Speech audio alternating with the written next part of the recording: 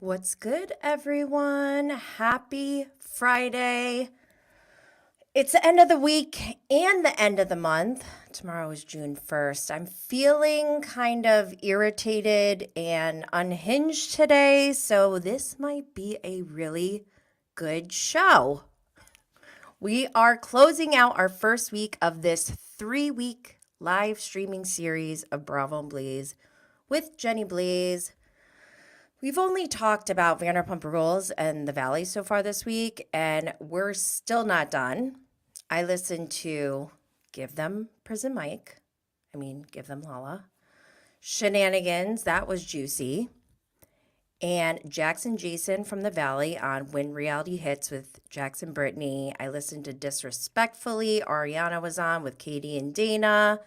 We have a few things to discuss, but last night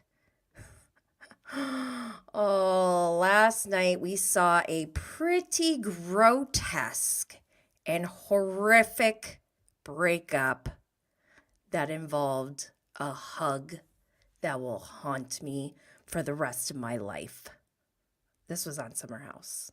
So, of course, we must talk about it. If you are a podcast listener, you can see the visuals over here on YouTube. We also have an interactive live chat that is only available on YouTube. Our channel is at Jenny Blaze. If you're joining us on Twitter or Instagram or maybe Twitch, unfortunately, I won't be able to see your comments because technology hates us. Just kidding. I need to give a stern talking to our audio and video engineer. She's cute, but she's lacking in bandwidth. It's me. As I mentioned, we are live streaming for 3 weeks on weekdays at 1 p.m. Eastern on YouTube, Twitter, Instagram, and Twitch. Audio is available wherever you get your podcasts. For those of you who may be new, just as a disclaimer, this podcast is for entertainment purposes only. It is also by no means an avenue to bully or attack anyone. These are opinions and a way for us all to trauma bond when bravoing and blazing. Wow, my phone is ringing. Regardless, let's all just be cool. Don't be all like uncool. Also, make sure you subscribe, follow, share, like, comment, leave a 5-star rating. Wow, the audacity for a human being to call me on the phone right now or at all ever. This is 2024. Just kidding, but I really do hate when people call me on the phone. Okay, also, don't forget, let me switch this up. Don't forget to check out our interviews with Peter Madrigal. We also interviewed Ann Maddox and Amanda Lifford of We Signed an NDA. The links are available in the show notes. In addition, make sure you are following us on social media at Bravo and Blaze. If you are looking for even more Bravo and Blaze content, join us on Patreon or as an IG subscriber for bonus content. The latest bonus review is a walkthrough of the cast of The Valley. I mentioned this on a prior episode, but I intend to do my next Patreon and IG subscriber only review on Summer House Martha's Vineyard. Excuse me. Since I made that announcement, there's been some news and updates that Summer House Martha's Vineyard is on pause. I'm getting really sick of that word. But I am pissed.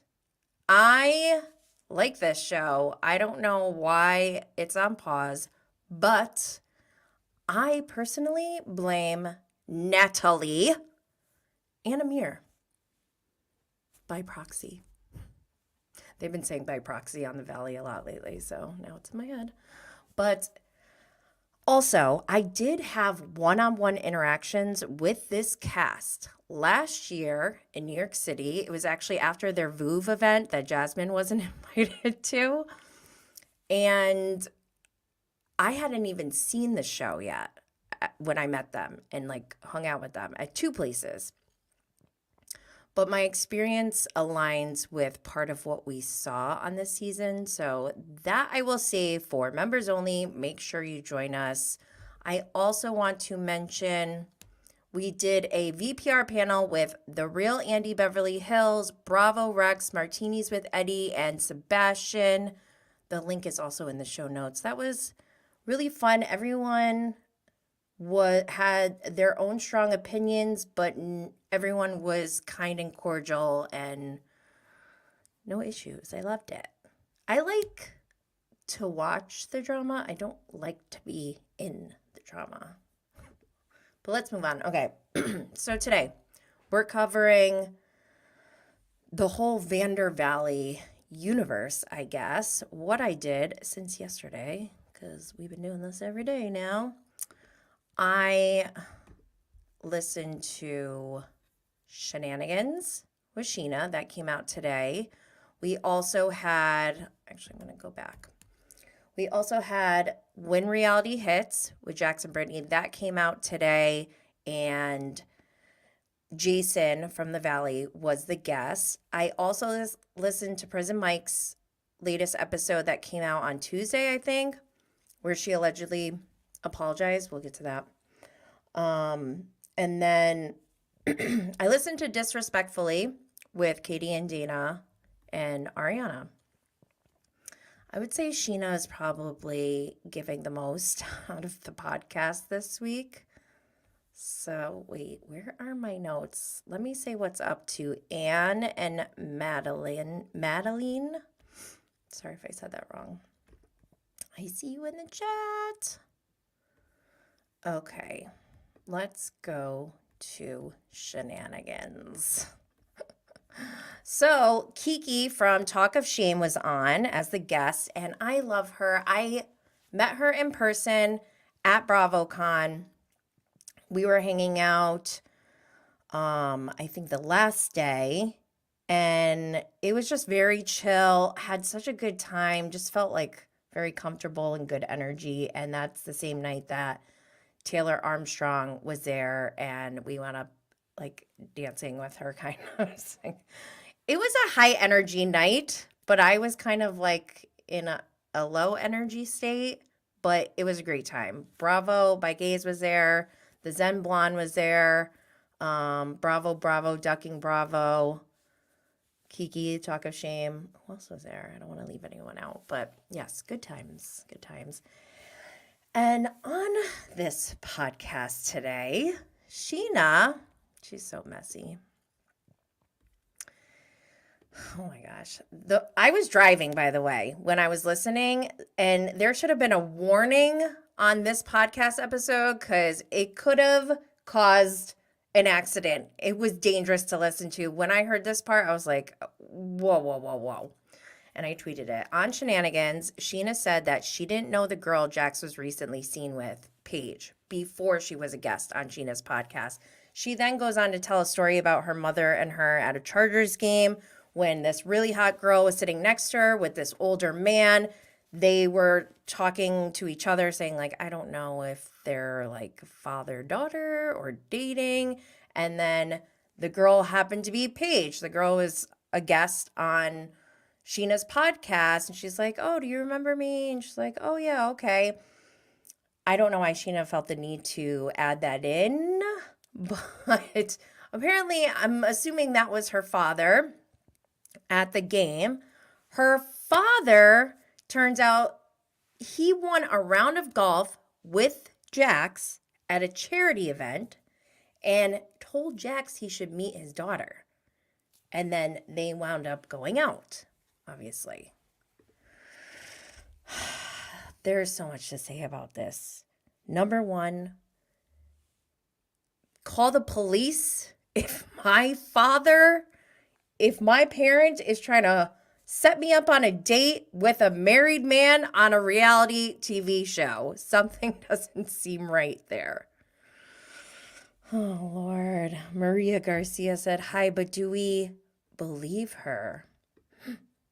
Scheana or Paige? I feel like why would Scheana make this up? This is like kind of very specific. But then also on When Reality Hits with Jax and Jason today, he mentioned how they were giving an update on Cruz. And I guess Cruz made some improvements in his behavior and speech. And so Brittany was really excited. She called Jax while he was golfing in Florida. I don't know if that was the event, but where he met Paige's dad, but that would be wild. We need the Valley to be filming right now. Side note, I also did see that the entire cast of the Valley is signing on for season 2 with no transfers from Vanderpump Rules, meaning Scheana and Lala will not be on the Valley, apparently. Oh my gosh. Wait, let's go back to this. Okay, so this girl, Paige, she paid like 24,000 pounds. This article that I saw was obviously like a British article, but she paid like 24,000 pounds for H cup boobs, and her monthly bill to like maintain her health for her back pain and everything, her acupuncture and massages, is like $500 a month. And I guess Scheana mentioned this, and I had already seen this before, but Paige also runs an account called Dudes in the DMs where, and this happens, I mean, the girl's like bouncing her boobs on her account. Like, I don't know what she expects. I guess she's doing it on purpose to get men to react, and they say wild stuff in the DMs. I purposely chose this community thinking that there were no straight men around. So I was like, I'm safe here. But I have seen some like disgusting things in my day. And I get like her account and exposing how gross these guys are, but also like, is this entrapment? Like, what is happening? And I even said it this week on, what day was it? Tuesday? I don't know. But I just don't know if that is a career that I would want my children to aspire to achieve. And it's bizarre to me that her father, one, is even bidding on a golf trip with Jax Taylor. Like, does he know who he is? And if so, why is he trying to hook up his daughter with this guy? I'm so confused. Please, somebody, give me some answers. Ay, ay, ay. All right, let's move on. Unless I see something in the chat, and then we're going to come back to this one. But apparently, if you go back, we're switching topics now. Jax, there were rumors that Jax had slept with his publicist, Lori K. And there was a lot of social media activity going on where they were unfollowing each other and following each other, blah, blah, blah, posting pictures, then getting rid of pictures. But the most recent picture, I think, is of Jax and Brittany with Lori K. Scheana commented saying, WTF. Apparently, Zach from the Valley, who is really good friends with Brittany, I think they're from the same hometown. Zach called Scheana to ask her about her comment under the post of Brittany with Lori K., the publicist, rumored to have slept with Jax. He asked her to take down her comment, and Scheana said no and doubled down on it. Kiki, the talk of shame, asked Scheana, did Brittany ask Zach to do this? And Scheana was like, I don't know. And Scheana said, Brittany's the type of person that would just like call directly if she wanted to do something like that. So who knows? But another reason why the Valley should be filming right now. Right? What do you guys think? After Scheana doubles down on her comment, Scheana starts throwing shade at Lori K, and I loved it. Because I was already feeling and thinking a lot of the things that Scheana just started to say. And for one, if you're a publicist, this is the worst thing you could possibly do for your career is to sleep with one of your clients. Everything about being in public relations and being a publicist is about optics, quote unquote optics, the perception, public opinion. So to contribute to any rumors about a possible affair or cheating allegations for your client, unless that's a strategy and like any press is good press, I just don't understand this. And apparently she's married and I don't know. Messy, messy, messy. So, Jax. When reality hits with Jax and Brittany, a new episode came out today. They had Jason Caperna on from the Valley, and it was interesting to hear Jax ask Jason some questions about like what is life like now that you're on a reality show. And one thing that he said that was funny, that was actually really funny. Reminds me of my dating app days or dating online days, but somebody went up to Jason in a bar, in Jax's bar, and obviously when we watch them on their shows, we feel like we know them, but we really don't know them, obviously, and they don't know us if we've never met, but apparently someone went up to him and right away was like, so is Janet a dom? And Jason didn't even know what that meant. He's like, a dom? And they're like, yeah, like, is she dominant? Like, you're submissive? I'm thinking my head is going straight to pegging. Because I love to joke about pegging. Do you guys think that's what he meant? Oh my gosh. That is just so funny to me that people feel comfortable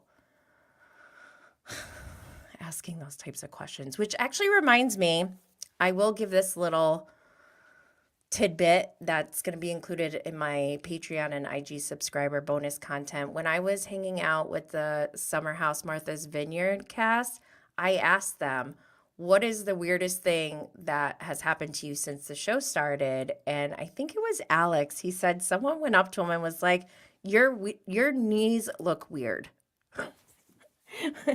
And he was like, that like stuck out to him because imagine you're obviously like the rest of us, we're not on reality shows. If someone came up to me and just said your knees are weird looking, I'd be like, excuse me?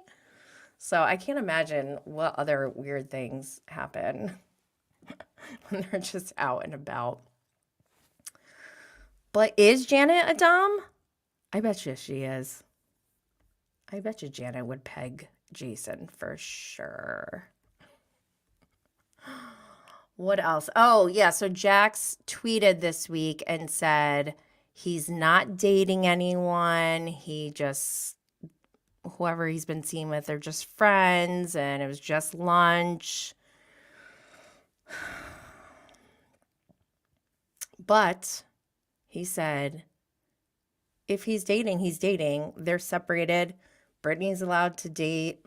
So I don't think Jax really did anything wrong. One thing I don't love is that he brought this girl to the bar, which on this episode, this latest episode, Jax said that the bar, surprisingly, you would think that bars break up marriages a lot, and we've seen what happened with the Toms. But Jax said the bar is actually bringing them together and that they're really enjoying. I mean, take this with a grain of salt. So who knows the third side of the story. But he was saying that the bar has really been like where they are connecting the most. And for this girl to just come in and say, I'm pregnant, I don't know. It just felt weird. Jax did give a little bit more behind the scenes. I guess there was some drama between Kristen Doty and her ex-boyfriend Alex. Jax, over the weekend, Jax had a party for Jeremy Maddox's birthday. Kristen showed up. Her ex-boyfriend Alex showed up. Even Tom Sandoval showed up.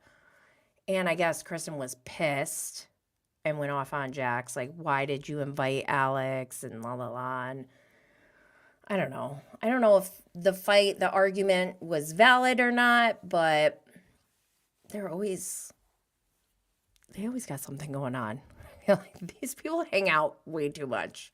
I'd be like, I'm going home. I'm tired. I want to rot on my couch. I love doing that. Madison said, this is why I never want to meet any Bravo celebrity. I feel I would blurt out something weird. Wait, you don't want to meet a Bravo celebrity ever in your life? Or at first I was thinking like you don't want to date a Bravo celebrity. I could totally, like, that seems like an obvious thing, but you don't want to meet one at all? I think it's so funny. Whenever I see one, it feels like Mickey Mouse just came to life. Like, oh my God, you're actually a real person. Ooh, forget about what I said on my podcast. Just kidding. I'm pretty nice for the most part, right? Don't answer that. Okay, let's move on to Give Them Prison Mike. I'm sorry, but I find Lala's podcast to be really boring. And I feel awful saying that because I have a podcast and I would hate for someone to say that mine's boring. But I also, like, if someone did, I would be like, whatever.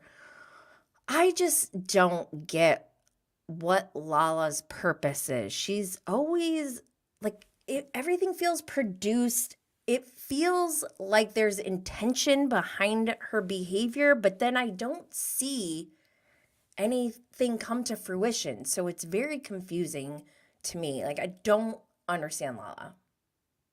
Prison Mike. The Dementors in prison really screwed her up. But one thing that was, like, so annoying to me, because she started to, like, it sounded like she was starting to cry or tear up. But she says, you know, people are talking about her as a mother, and that's been really hard on her. Where? I haven't seen anyone talk about her as a mother. I've talked about her Prison Mike outfit, her cultural appropriation, saying Tupac entered her body, and her wild ass behavior on this season. That's what I talk shit about. Who's talking about her being a bad mother? We don't even see Ocean. I feel like she's trying to, is she making this up? I need to see receipts. Explain yourself, Prison Mike. And she even said, you know, make fun of my outfits. Whatever, that's fine. I have thick skin. Okay. So you know that we're making fun of that outfit. Explain yourself, woman. Let's amp up your podcast episode. Come back at us then if you want to go there. She started this. I didn't say one thing about this girl at all until she called her fans who are supporting her rabid. I don't even listen to her podcast, so I don't even feel like I'm considered a fan. So I don't feel like she's calling me rabid, but hell no, am I going to sit back and watch this podcaster call her listeners rabid. That is rude. Rude AF. I don't like that. And I'm a vigilante at heart, so don't mess with me. How dare you? What do we got here?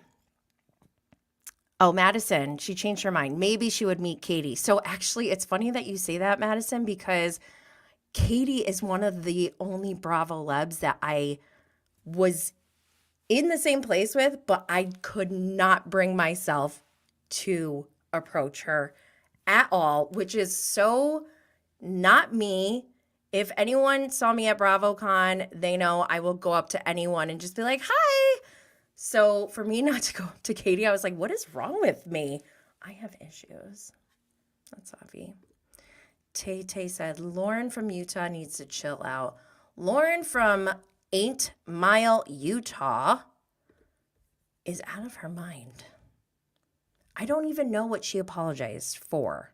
Like, I don't know what it was for, who it was for. I didn't feel like there was any resolution with that quote-unquote apology. I don't know. Anyone else listen? You guys tell me if I'm wrong. Disrespectfully with Katie, Dayna, and guest Ariana. So this episode was kind of long, and they talked about a lot of things.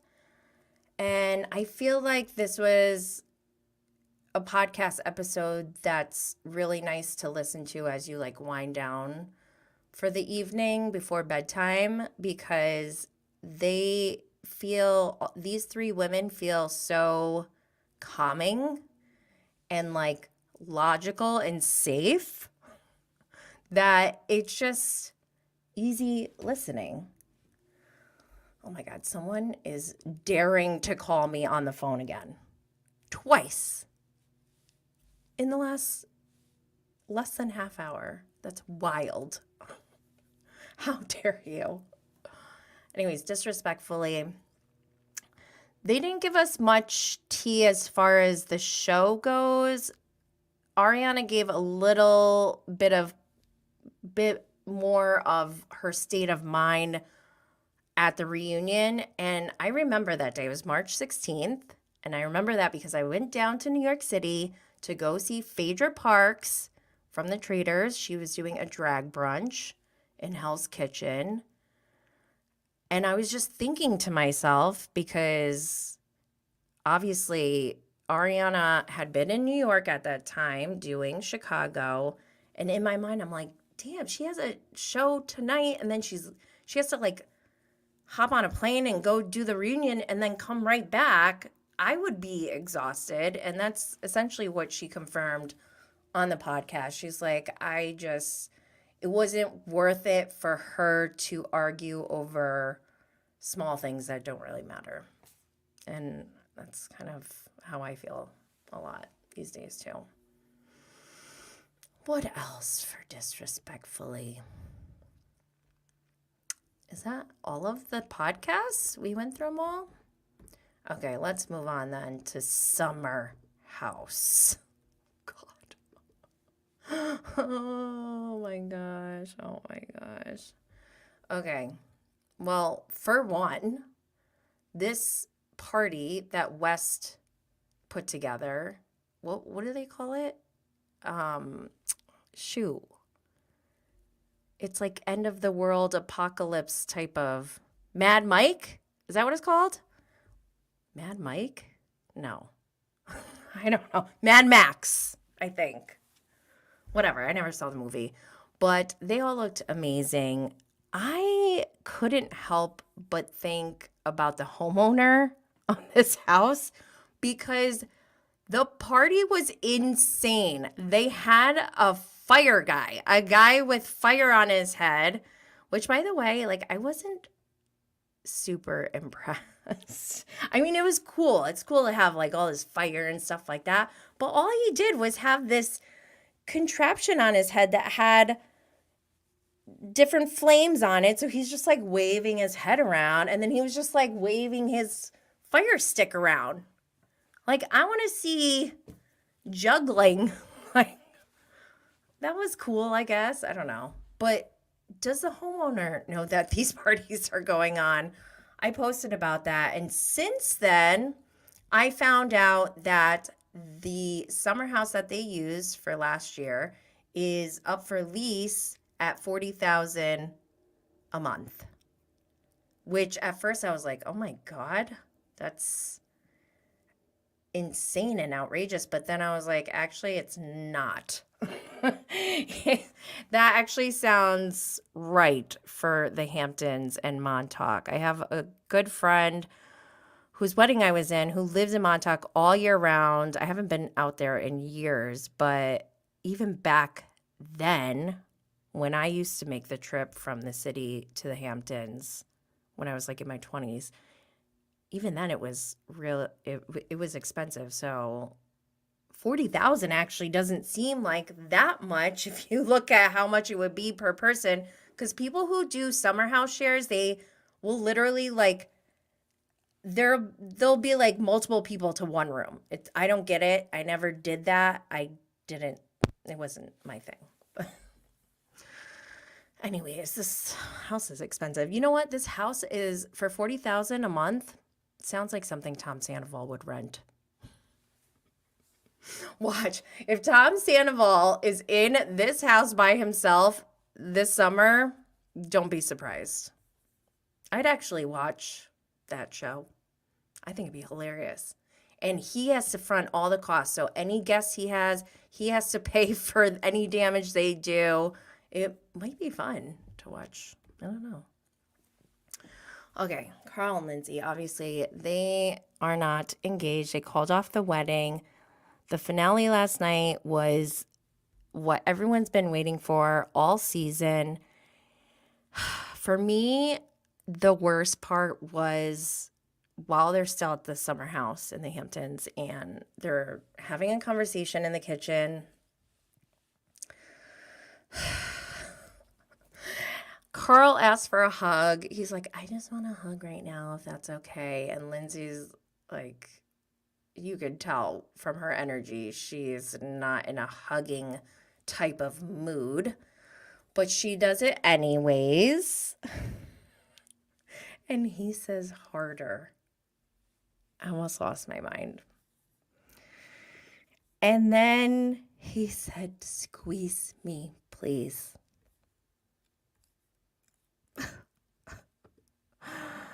Then he said, one more squeeze, harder.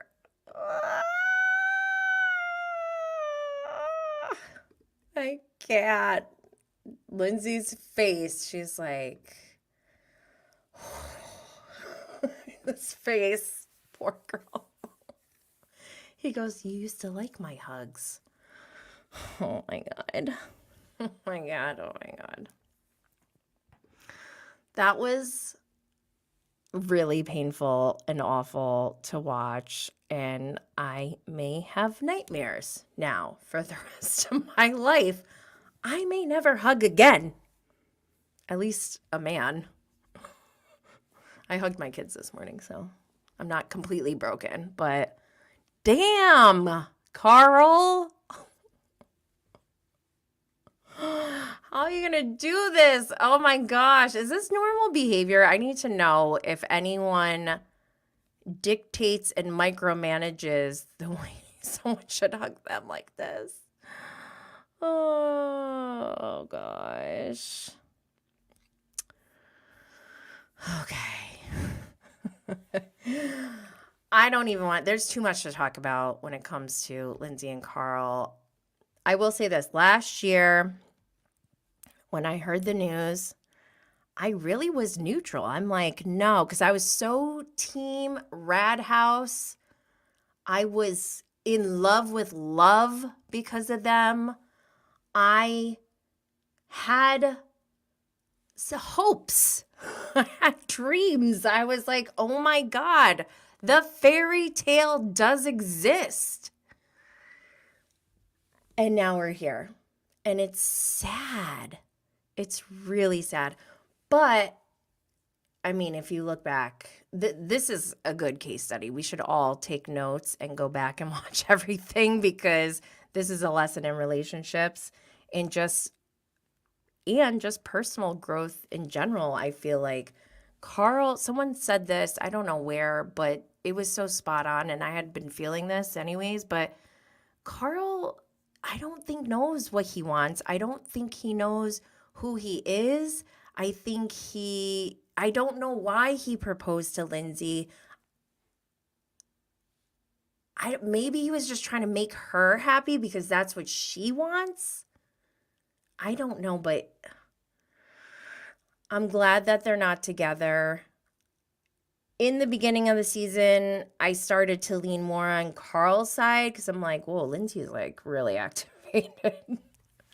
But as we went through the rest of the season, I still ride or die for Lindsay Hubbard. I never stopped.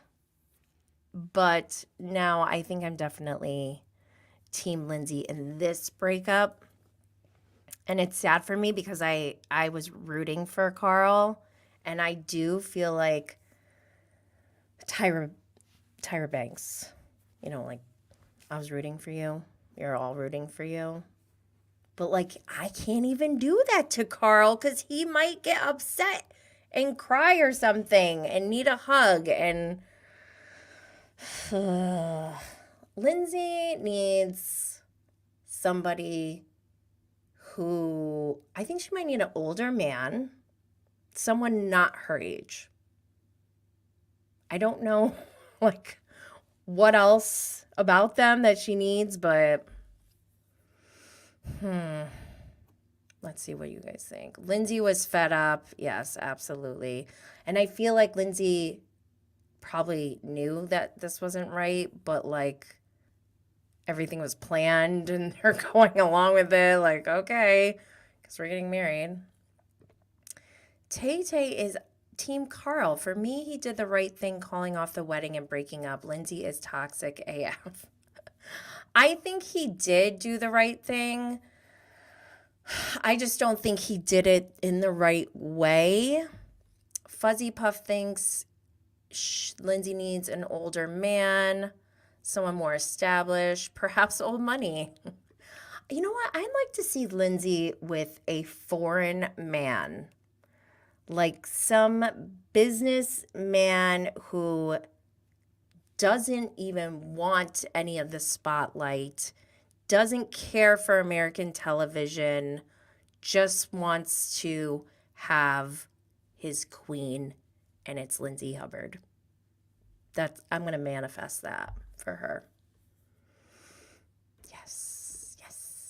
Okay, speaking of Summer House Martha's Vineyard, like I said, I'm going to do a bonus review on this show. I'm upset. I'm offended. I cannot believe that they're doing this to us. And Amir, I'm looking at you. It's your fault. I'm blaming him. He was like starting to demonstrate some Sandoval-ish behavior, like beginning stages. If Amir kept going for like 8 more seasons, he could turn into a Sandoval. I'm just saying. It's just a guess.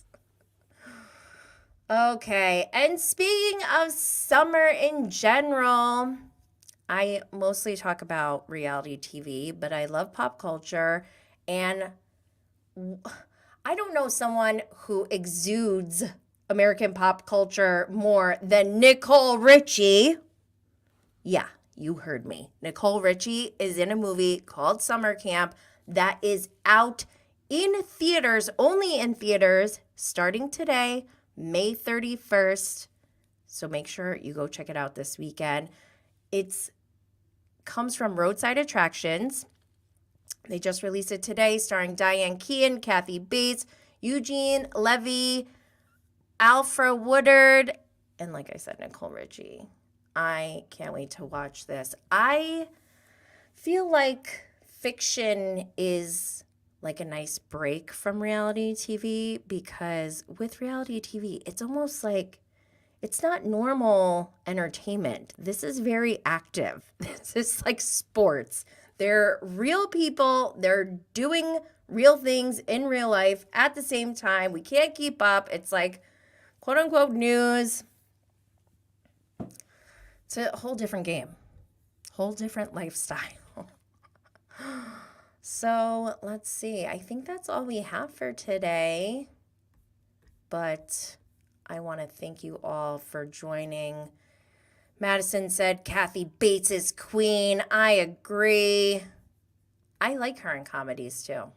I think she's awesome. All right, everyone. Make sure you subscribe, follow, share, like, leave a comment, and 5-star rating for Bravo and Blaze on YouTube and wherever you get your podcasts. Don't forget to follow on social media at Bravo and Blaze. We will be here again next week on weekdays, 1 p.m. Eastern.